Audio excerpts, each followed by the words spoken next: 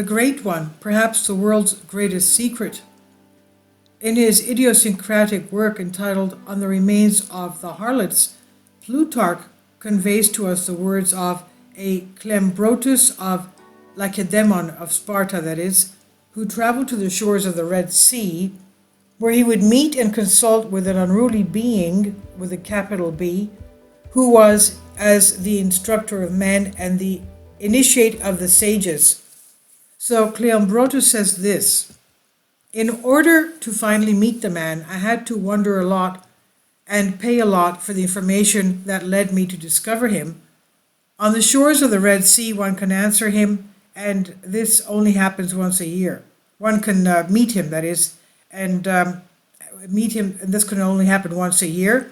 He spends the rest of his time in the company of nymphs and angels, genies, that is.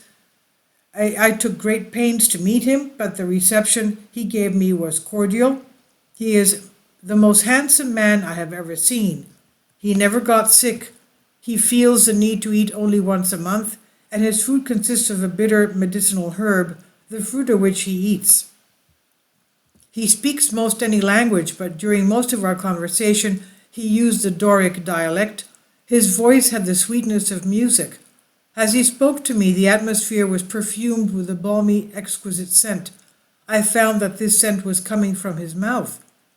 In every direction he is constantly occupied with science and study, but every year and on a certain day he is occupied by the gift. He then goes to a certain shore of the Red Sea, where he announces future events. Many powerful men of the earth and secretaries of kings come to consult him, whereupon they withdraw again. This was the wonderful spirit, capital S, the wonderful spirit which in the time of Plutarch adorned the humanity that was anxious about its future. The secret cosmophy, the secret of the wisdom of the cosmos, cosmosophy.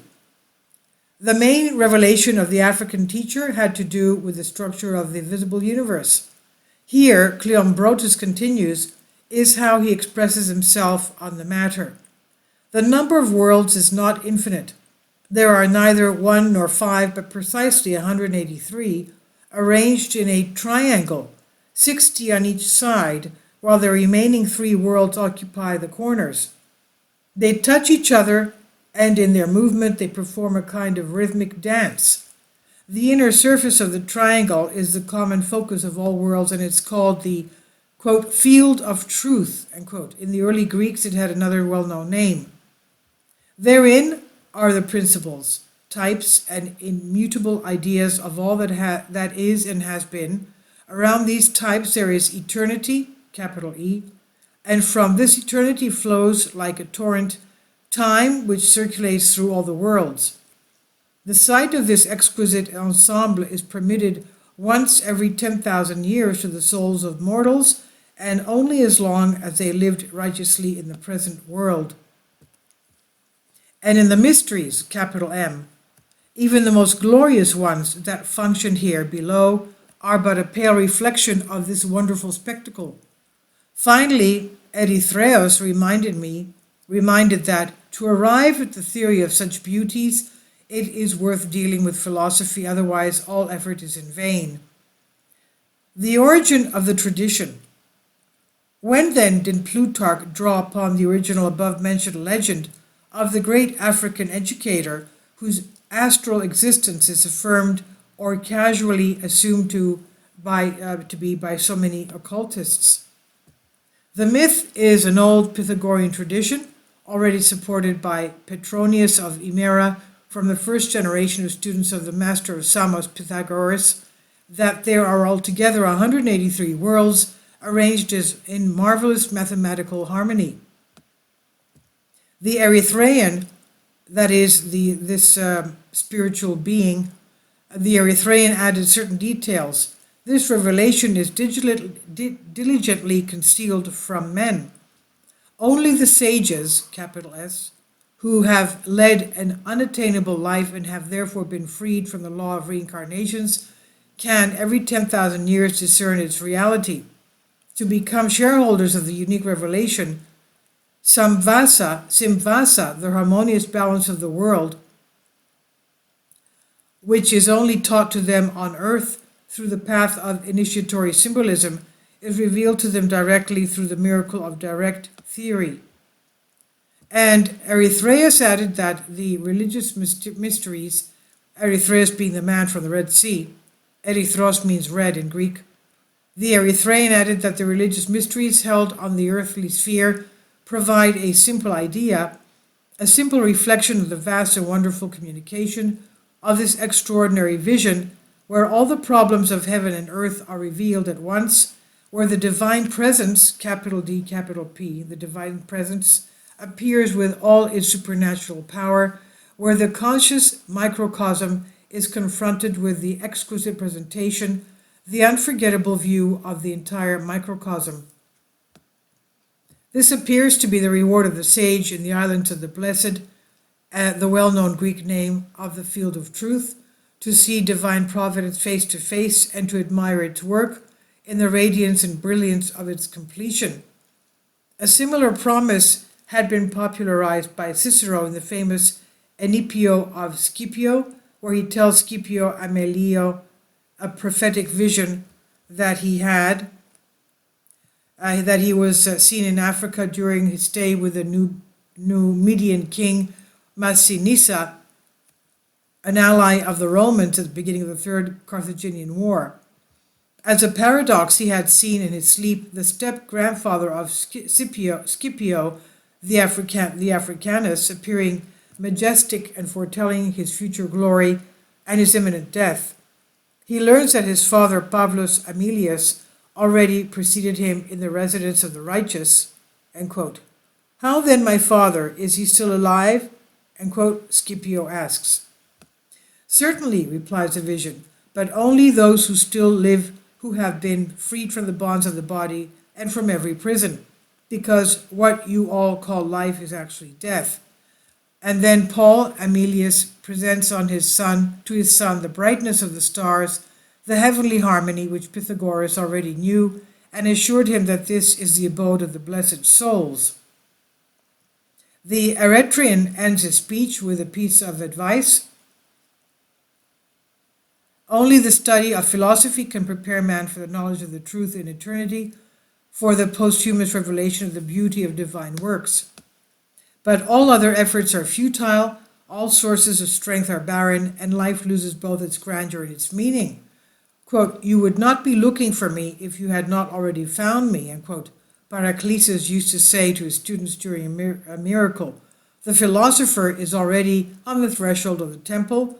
The study of the first principles leads him to the revelation of the ultimate consequences and results. He is already touching the curtain of the sanctuary, capital S. The temple, capital P, is for him the golden lamp behind him. The advancements of modern science. The old doctrine of esotericism about a limited universe, which the Erythraeus reminds us of, that means the man from the Red Sea, was only in the last century accepted by the most authoritative representatives of the latest astrophysics. It's quite strange, said Mattila Gica in 1931, that the spherical world itself, thus the Pythagorean bounded one, reappeared first as a hypothesis as a possible consequence of curvature of our non-Euclidean world of 4 dimensions, which possibly is based on every shred of experimental evidence. Due to the red shift of the spectrum of light rays from the spiral nebulae, the most distant rays, the which have already completed the circle of the world. End quote. As Pythagoras and Edeton also come to confirm, the return of the Great One, quote unquote. Erythraeus implied that he is a follower of the famous theory of the Great One, which was one of the most curious secrets of Pythagoreanism. This doctrine is preserved in a passage by Eudemus, a student of Aristotle.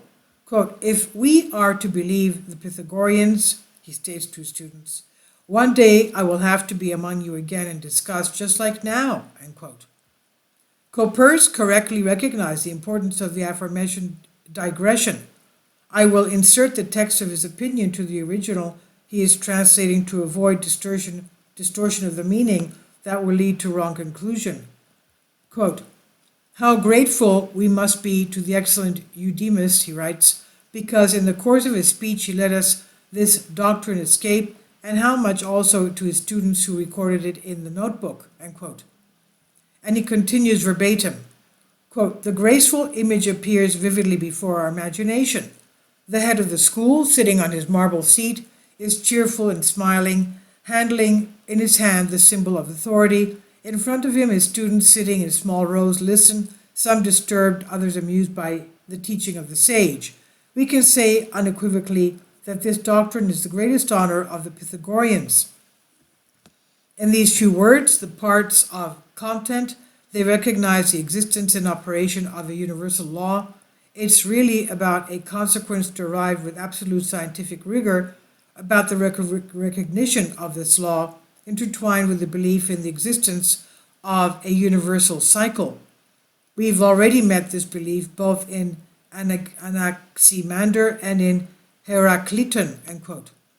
And he adds, quote, "In favor of this point of view speaks first of all the spectacle of plant life, which is in some ways reborn, which dies and is reborn. Behold the cycle of the transformation of matter. The fate of souls who admitted that they live in Hades, where they imagine that one day they will inhabit the Isles of the Blessed, seemed at first sight to be an exception to this universal law of life, but the theory of the wanderings of the soul, transmigration, which undoubtedly found a serious basis for this general analogy, was what was needed to restore this harmony. Therefore, the cycle of the seasons, the regular return of the stars that shone in the firmament, and the viruses dominating the lives of people worshipped for this reason as gods reinforced the seriousness of the case in question." And